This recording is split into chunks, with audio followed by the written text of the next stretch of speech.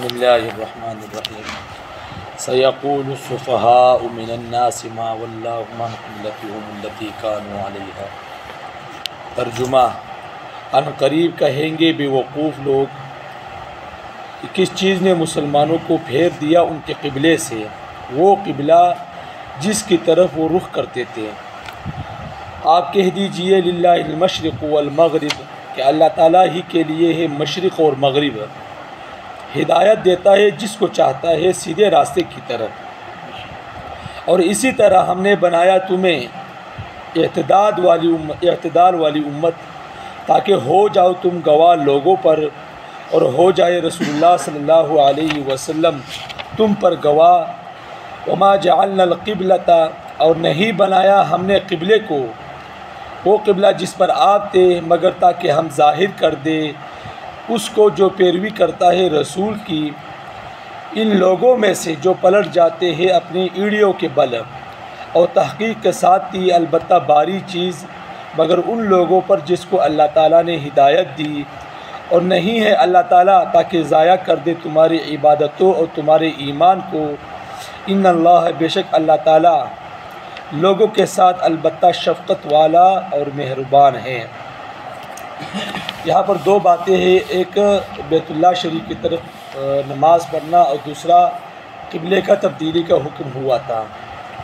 تو جس دن حضور صلی اللہ علیہ وسلم پر وحی نازل ہوئی اور آپ صلی اللہ علیہ وسلم کو نبوت ملی، اسی موقع پر جبرائیل علیہ السلام نے آپ صلی اللہ علیہ وسلم کو وضو اور نماز کا طریقہ سکھایا۔ شروع میں فجر اور عصر کی نمازیں نفلی تھی، شروع میں فجر اور عصر کی نمازیں نفلی تھی۔ آپ صلی اللہ علیہ وسلم ان کو پڑھتے تھے۔ نبوت کے تقریباً 10 سال گزر جانے کے بعد 11ویں سال آپ صلی اللہ علیہ وسلم کو معراج پر لے جایا گیا، اور معراج کی رات 5 نمازیں فرض ہوئی۔ جس دن آپ صلی اللہ علیہ وسلم کو نبوت ملی اسی دن آپ صلی اللہ علیہ وسلم نے جبرائیل علیہ السلام کے کہنے پر اللہ تبارک و تعالیٰ کی وحی کے مطابق نفلی نمازیں شروع کر دی، اور کعبۃ اللہ اس وقت قبلہ تھا۔ تو ہم جو قبلے کی طرف یعنی بیت اللہ شریف کی طرف نماز پڑھتے ہیں، اصل میں اس کی طرف ہم سجدہ نہیں کرتے، اس کی طرف سجدہ نہیں کرتے، اور نہ ہی وہ خدا ہے، بلکہ وہ ایک جہت، ایک سمت ہے۔ کیا ہے بھائی؟ ایک جہت، ایک سمت ہے۔ اصل میں ہم سجدہ اللہ تعالیٰ کی طرف کرتے ہیں، اصل میں ہم نمازیں اللہ تعالیٰ کی طرف پڑھتے ہیں۔ تو یہ مقرر کیا ہوا، یہ اس لیے مقرر ہوا کہ جب بھی کوئی قوم یا ملک تبھی ترقی کرتا ہے جب اس میں اتفاق ہو، اتحاد ہو، وگرنہ جس ملک میں جن لوگوں کا اتفاق و اتحاد نہیں ہوتا وہاں فسادات ہوتے رہتے ہیں۔ ٹھیک ہے نا؟ آج کل جو ہمارے ملک کے حالات ہیں یہ کیوں ہو رہے ہیں؟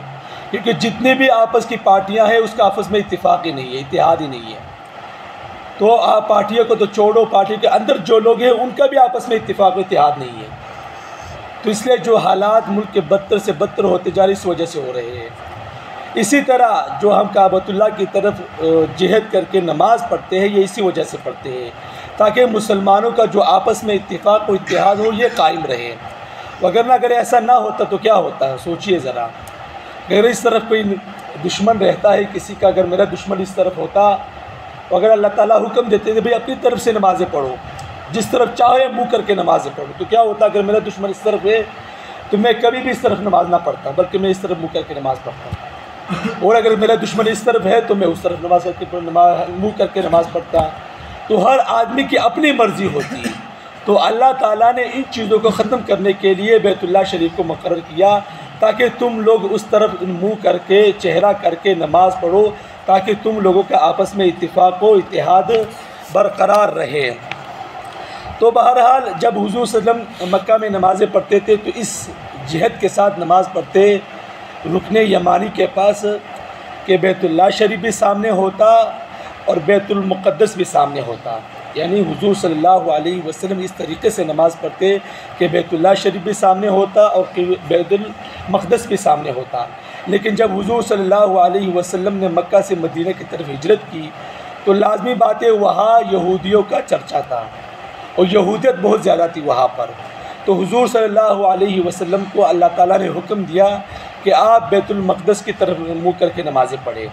تقریباً 16 سے 17 مہینے حدیث میں آتا ہے کہ حضور صلی اللہ علیہ وسلم نے بیت المقدس کی طرف منہ کر کے نمازیں پڑھی۔ پھر بعد میں کیا ہوا کہ اللہ تعالیٰ کا حکم تبدیل ہو گیا۔ حضور صلی اللہ علیہ وسلم نماز پڑھا رہے تھے اور 4 رکعت والی نماز تھی، تو 2 رکعتیں پڑھی بیت المقدس کی طرف۔ اسی وقت حضور صلی اللہ علیہ وسلم پر وحی نازل ہوئی۔ کیوں؟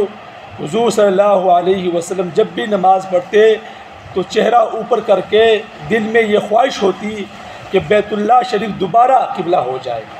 کیا ہو جائے بھائی؟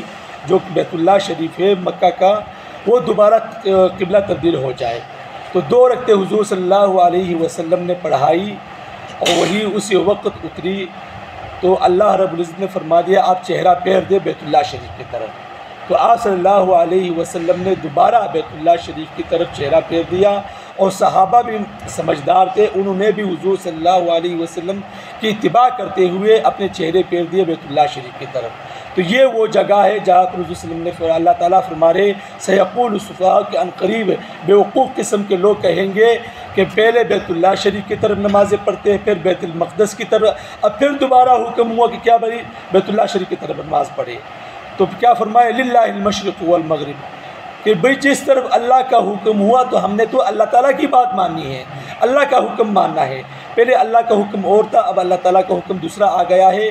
جس طرف اللہ تعالیٰ حکم کریں گے ہم اسی طرف چہرے کر کے نماز ادا کریں گے، اس میں ہماری کوئی مرضی نہیں۔ اللہ تعالیٰ فرما رہے تو ہم کریں گے، اللہ تعالیٰ منع کریں گے تو ہم منع ہو جائیں گے۔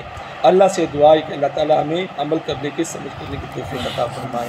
وآخر دعوانا الحمدللہ۔